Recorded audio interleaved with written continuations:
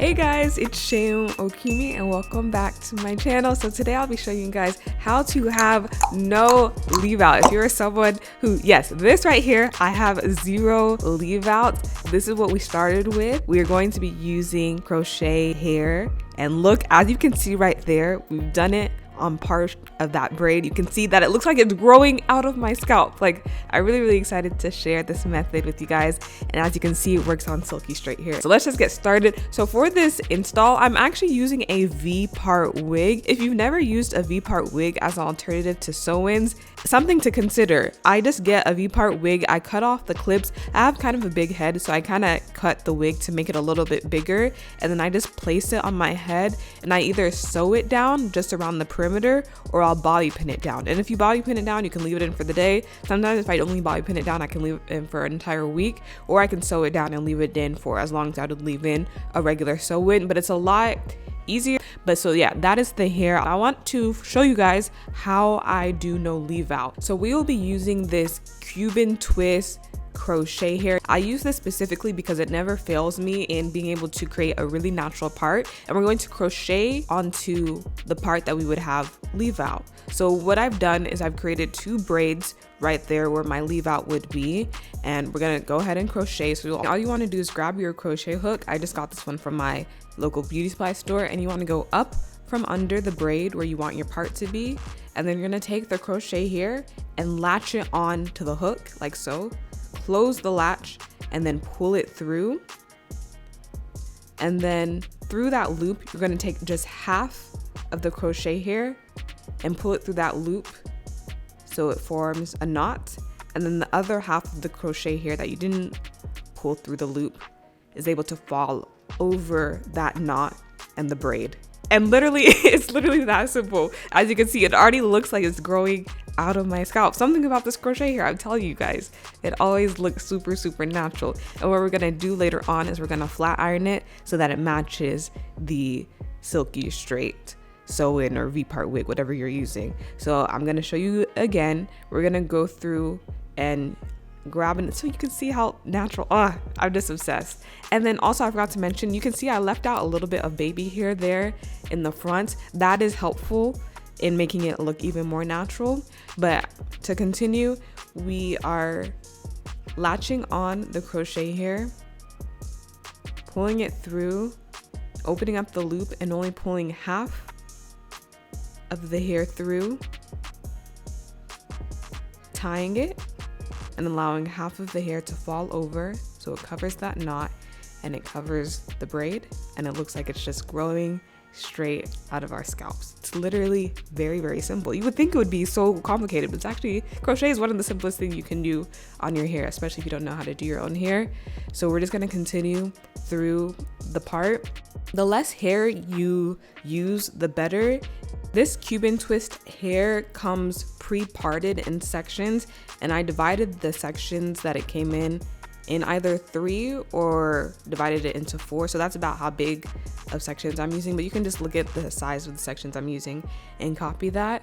And yeah, I'm just going through and doing the part. So now we're going to move on to the other half and do the same thing, going up from under where you want the part to be. That's important so that whenever you loop the hair through, the part that's covering up the knot and the braid is on the right side.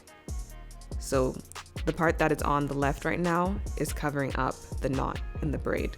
And you're able to do that by just making sure that whenever you start crocheting, you crochet from under where you want the part to be. And so I'm continuing on to finish crocheting. This part I actually had to refilm. This was filmed on a second day. So yeah, it doesn't matter. I'm glad that I was able to get this together. The video is still coming together, but I actually had to refilm this part because there were some technical difficulties, but that doesn't matter.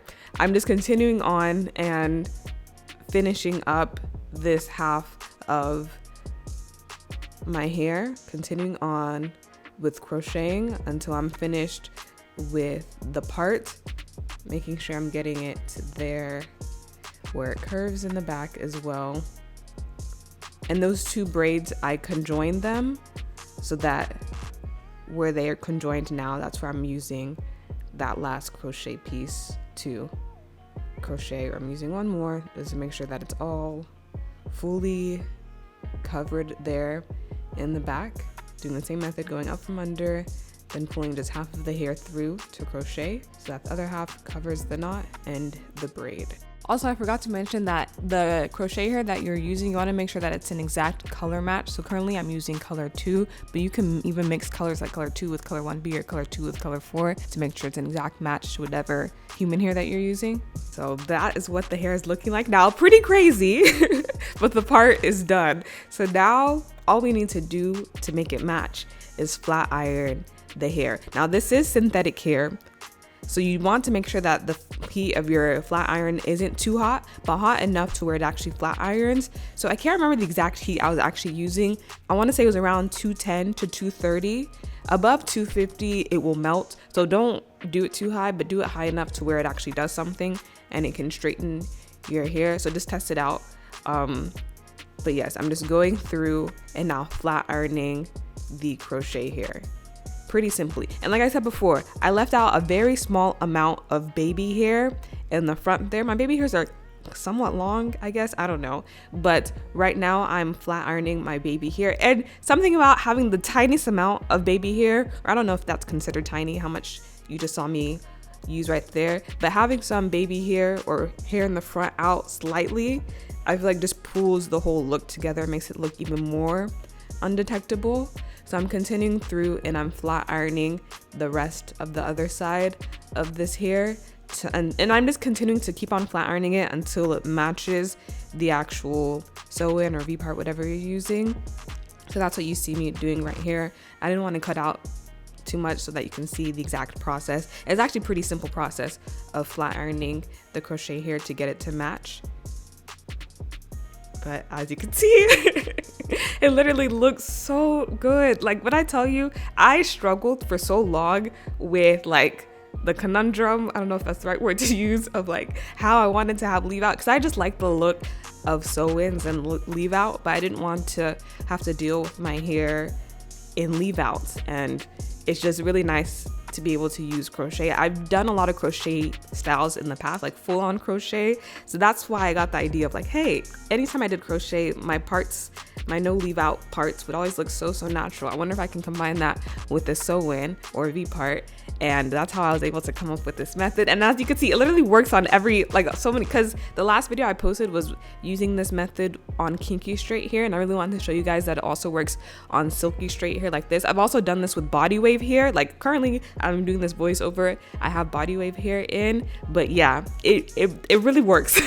It really works. I wanted to show you guys how it works on silky straight hair in case you saw my last video as well. You can, if you haven't seen that last video, you can see me doing it on kinky straight hair as well. But yes, this is how I'm able to fool people. A lot of people literally think that this is one, my real hair, or two, at least they don't suspect that there's anything going on with my leave out. Like no one, it's very undetectable even in person. So I really hope that this video helps you if you've been struggling with your leave out as well. There's a way to have no leave out that still looks natural in there. It looks super natural. So I really hope that this helped you. Let me know if it did. And yeah, I'll see you in the next one. Bye.